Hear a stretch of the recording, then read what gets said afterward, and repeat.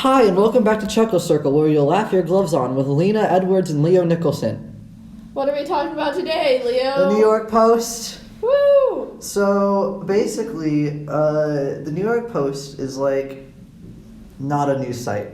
It is a news site, but it definitely is not formal. It has some very interesting articles. They read like fiction books. They don't read, It's really funny else. reading them. Where's the little old lady one? Okay, I have this one pulled up. So, there's this article. It was posted on January 12th of 2018 at 11:58 a.m. Tough elderly woman fights off bozo trying to take her purse. Now, I'd just like to note, the only thing in that title that's capitalized is the first word, tough. Nothing else is capitalized. That's not how you're supposed to do titles. So you already know it's not going to be great. Also, there's 3 authors. Stephanie What? Pajones, Joe Marino, and Sarah Trefethen. How 3 did you people. manage to mess up the name Marino? Oh, Marino. don't know. So 3 people wrote this together. So, I'll read it to you verbatim. A tough-as-nails 80-year-old woman fought back against a thug who tried to snatch her purse, clutching it with an iron grip as he dragged her across Upper East Side building entrance, a stunning police video revealed Friday. Dressed in black, the thief is shown stalking Irina Walwit, who is carrying 2 bags as she hobbled into the building on East 88th Street and 1st Avenue on Tuesday night. The crook crept up behind the little old lady and tried to rip a large brown purse from her right arm, but she refused to let go as he knocked her down and pulled her through a hallway towards the foyer of the building. The gutsy gal held on for more than 10 seconds and screamed so loudly a neighbor rushed to her aid, scaring off the thief, according to police. The crook and an accomplice, who was outside keeping a lookout, fled empty-handed around 8:20 p.m., police said. Neighbors called the octogenarian badass spunky and inspiring. Good for her for fighting them off, said Jui Patel, 26, a law student. Cops say the 2 muggers are also wanted for robbing a 23-year-old woman in the same area on December 15th. Walwit isn't the only tough old broad who... Broad. Oh my god. Walwit isn't the only tough old broad who was... Broad. Are you scared it's broad? Broad. I think it's broad. I swear to God, it's broad. You have broad shoulders. It's broad. It's broad. Broad. Broad. Walwit isn't the only tough old broad who has scared off a purse snatcher. In September 2016, 90-year-old Gina Zuckerman of West Village stood her ground against a female purse bandit. That sounds like something I would write, in a rush, one of my in-class essays, when I'm I gotta fit a lot of stuff in, and there's, a word count. This article sounds like I was in a language arts class that I didn't really care about, and we were supposed to write a news article from, a fictional world. If we were reading, Percy Jackson, and the, assignment was, pretend you're a news anchor from this world. I'd be like, okay, and then I write this. I don't actually write an actual news article. There are so many weird adjectives. It's just so descriptive. It's so descriptive. They go so in-depth on something that doesn't matter at all. Yeah. Good for this woman, Miss Wallowit. A tough-as-nails 80-year-old woman fought back against a thug who tried to snatch her purse, clutching it with an iron grip as he dragged her across an Upper East Side building entrance, a stunning police video revealed Friday. Kind of reminds me of Captain Holt from Brooklyn Nine-Nine, who calls everyone punk, except for this, it's thug. And bozo. Oh yeah, the bird article. Because that one was interesting. Okay. Border agent sees bag of dead birds from passenger traveling from China. Already, that's a lot. What a bird brain! A bag of dead birds was discovered by U.S. Customs and Border Control in the luggage of a passenger who traveled from China to a Washington, D.C. airport, authorities said. The dead birds were packaged in a bag that had cartoon images of a dog and cat, U.S. Customs said in a statement. Workers from the agency seized the birds at Dulles Airport near Washington on January 27th from a passenger arriving from Beijing. The passenger said the birds were cat food and he was planning to bring them to Maryland after his flight. The birds were not allowed into the United States out of fear they may spread avian flu, U.S. Customs said. The birds were destroyed by incineration with approval from the USDA authorities. Customs and Border Protection agricultural specialists continue to exercise extraordinary vigilance every day in their fight to protect our nation's agricultural and economic prosperity from invasive pests and animal diseases, said Casey Durst, Director of Field Operations for the agency's Baltimore field office. Why wasn't there a period in that whole paragraph? I struggled so much. Filed under airplanes, space... You don't need to talk about the file under. Wait, I want to read it though. filed under airplanes, space, comma, space, animals, space, comma, space, birds, space, comma, space, lowercase c, China. Lowercase c, China. They didn't capitalize China. They don't capitalize a lot at the Post, I've noticed. They I also don't actually put in links. Like, Yeah. most news sites, even us, we put in like Yeah. hyperlinks and stuff to be like, oh yeah, said this person, then we'll have They a link do- to their statement, and then they don't really have. Yeah. They just say, oh yeah, this is from the New York Times, and They then don't they link don't the New York link Times. to the New York Times. They do say the day that they posted it, the time that they posted it, and when they updated it, and they do credit their authors, but they don't capitalize their headlines, and they don't really use punctuation correctly. It's very strict. The New York Post is like where you'd go if you were first looking for a job in journalism, and you were like, I need to find somewhere good. And the Times won't hire you because the Times is an actual good newspaper. Yeah. So Even then you're like the New York Daily Post. News would. Yeah. Like, I feel like that's something you could get really easily because it's a local newspaper and it's so much better than the Post. I'd just like to go back to the first sentence of this article. What a bird brain! That's my favorite thing. Okay, Bozo laughed out of court. This is by Bruce Golding on November 20th of 2009. So this is like 11 years old. Incredibly relevant to today.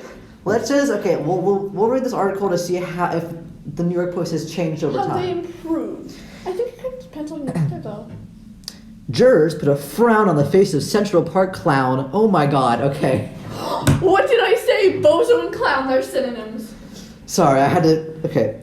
Jurors put a frown on the face of Central Park clown Alexander Sasha Alhovsky yesterday, rejecting his claim that 3 NYPD cops used excessive force to bust him on suspicion of leaving a fake bomb. Actually, his battery-powered balloon pump in an Upper East Side Starbucks in 2006. He's a clown. He's a clown. Okay, he's like a legitimate clown. He's on his way to a birthday party. He's gonna make these kids laugh, and he has his balloon pump to help him with making balloons, and he leaves it. And he's like, oh man, I forgot my balloon pump. So he tries to get back on the subway to find his balloon pump. They're the NYPD are there waiting for him. They're like, you've got a bomb. You left this here. They tackle him. They tase him. They drag him off of the subway, and they take him this from you. to the jail. To the jail. Sasha or Pennywise. The cops can't tell the difference. Okay, so they called his arrest absolutely appropriate, and that's it. That's the whole article.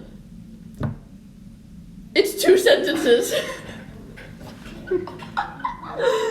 February 11th of 2020, drunk Bozo... That was yesterday! Oh, okay, yesterday, drunk Bozo tries to eat mobile phone on plane, forces emergency landing.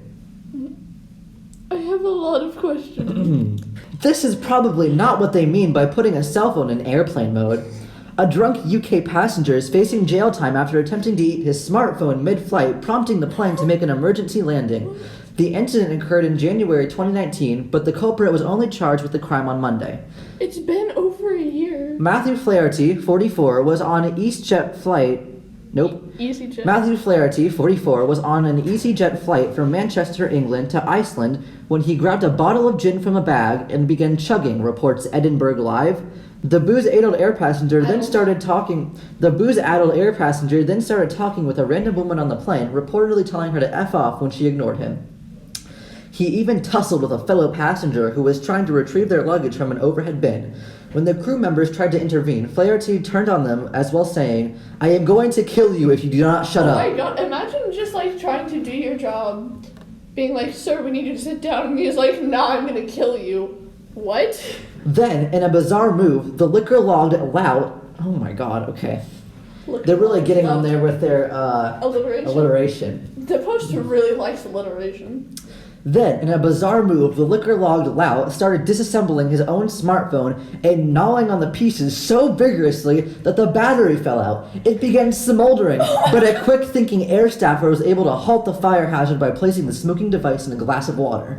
Needless to say, the crew was very intimidated by Flaherty's antics, according to a crew manager, and informed the pilot, who decided to divert the flight to Edinburgh, Scotland. The emergency landing apparently did nothing to soothe the soft smartphone snacker. Upon arriving at the police station in Livingston, Scotland, he reportedly started bombarding one of the officers with racial epithets. Despite Flaherty's lawyer blaming the outburst on alcohol and bank medication. Back medication. Oh my god, back medication. He has an ointment put on his back.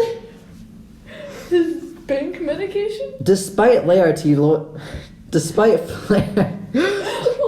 Okay. That's Hamlet. Despite Flaherty's lawyer blaming the outburst on alcohol and back medication, Flaherty pleaded guilty to multiple charges during his February 10th court date. Chief among them was endangering the flight due to the fire sparked by his unexpected in-flight snack. The visibly shaken EasyJet crew admitted they never dealt with anything as extreme before. This isn't 2020's first viral incident on in-flight intoxication. Earlier this month, a drunk mom left her 7-year-old daughter alone on a turkey-bound flight to offer a stranger oral sex. I really hope the teacher didn't hear you just yell oral sex. Filed under airplane meltdowns, space, dramatic flights, space, drunk, space, passenger shaming, space, unruly passengers. Okay, so first I'd like to point out they were like, this isn't 2020's first viral incident. They said this happened in 2019. It's been over a year. So there's one link, and I'm going to go to that one singular link. Drunk thug ate mobile phone in mid-air, forcing EasyJet flight to divert to Okay, so it's basically the same thing. But this one is so much more professional. It's so much nicer. And there's more. Oh, there's more on him. Okay, Flaherty was subsequently met by police officers who took him to Livingston Police Station, where he would continue his rowdy behavior by racially abusing a constable by repeatedly calling him an N-word. It also it's a lot more detailed. It says it was January 28th of last year, and it said there were 142 passengers on board with 6 crew. Fiscal deputy. Oh, he said he was gonna kill the lady's family. I would feel very unsafe in that situation. What do you do? What do you do in this situation? Miss Doige said the accused took his mobile phone out and began to destroy it with his bare hands, cutting himself in the process. He was seen putting parts of it into his mouth and chewing them up. The battery was discarded onto his seat and as a result began to heat up and began smoldering. Cabin crew reacted swiftly to the potential fire on board on the plane and scooped the battery up and placed it in a cup of water to cool it down. I hope the crew who had to touch it are okay and they didn't bring their hands to it badly. The sheriff added, "This is an extremely serious case and you should prepare yourself for custody." Well, I mean, I think to wrap this up, the New York Post is not very professional. They're very descriptive. Their articles read like stories and not like articles. They're very alliterative. Yeah. Very alliterative. Very alliterative. You can't go... Look at it. The liquor logs lout. Yeah. Who thinks that? I bet they looked up synonyms for, They went to thesaurus.com. The sauced smartphone snacker. I still what a bird brain! That one's pretty good. They tried starting this one out with something kind of similar. They tried to be funny. This is probably not what they mean by putting a cell phone in airplane mode. And they kind of tried to make it seem funny and stuff, but it's more serious than they kind of make it out to be in the beginning. Yeah, reading that, I was just taking it really lightly. I wasn't actually thinking, this was dangerous. I'd be scared in that situation. It was dangerous, and he was threatening people. Yeah, and then we went to the other one. Slurs. So then I'd be if I were on that plane and I were with my kid and he turned around saying he was gonna kill my family, I'd be oh my god, I have to get off this flight. And this man is going to kill me. Because reading this, it's it seems kind of extreme that they had the whole flight just land. And then reading the other one, the one that's actually really professional from Edinburgh Live, it's wow, yeah, good thing they stopped. Yeah. Because I would have been... That just really shows how the tone, how you write the article can really change the tone of how you're reading it. I feel it's very different. It just makes me a lot more aware of that. I've never really thought about before. So even the titles are different. The New York Post is "Drunk Bozo Tries to Eat Mobile Phone on Plane, Forces Emergency Landing," and then the other one is I guess it still says "Drunk Thug Ate Mobile Phone in Midair, Forcing EasyJet Flight to Divert to Edinburgh." So it's still kind of similar in that, like, they call them drunk and then some random insult that doesn't really hold a lot of... They both don't format the articles correctly. Okay, so they're both not very trustable, but at least Edinburgh Live takes it seriously. Yeah, it seems like they do put more work into making it actually seem like a professional article and not like one of our favorite articles that we would have written last year. Yeah. Even those seem more professional than some of the posts. They also linked Edinburgh Airport, the Livingston Police, the Sheriff Court. Basically, they had a lot of hyperlinks to like say, here are sources, here's where we got stuff from. And the Post usually doesn't have them. This is the first time I've actually seen a hyperlink used in one of the Post articles. So, I guess if you're going to read news, don't read it from untrustable sources. Look up your news sources before you take anything seriously. See how biased they are. If you're going to put your opinion on something, read multiple articles so you're not getting a biased source and it's also giving you the correct information. Also, if you ever just want like a nice little chuckle, then go to the New York Post and look up Bozo. Apparently, it's a more conservative news site, so basically, go to more than one news site, first of all. You'll probably learn more and you'll hear multiple sides of the story, even if one of them is probably wrong. We're not going to get into that one. I didn't say who was wrong. I just said sometimes some of them are very obviously wrong, but we're not going to get into that right now. That's all I got for today. You have anything else? Check your sources. Don't use biased newspapers. If you're bored and you're like, I want to do something, read the Post. Give you a nice chuckle. Or just listen to more of our podcasts. That's a good decision. Remember, kids, wear your seatbelts, don't plagiarize, and cite your sources. We'll see y'all next time.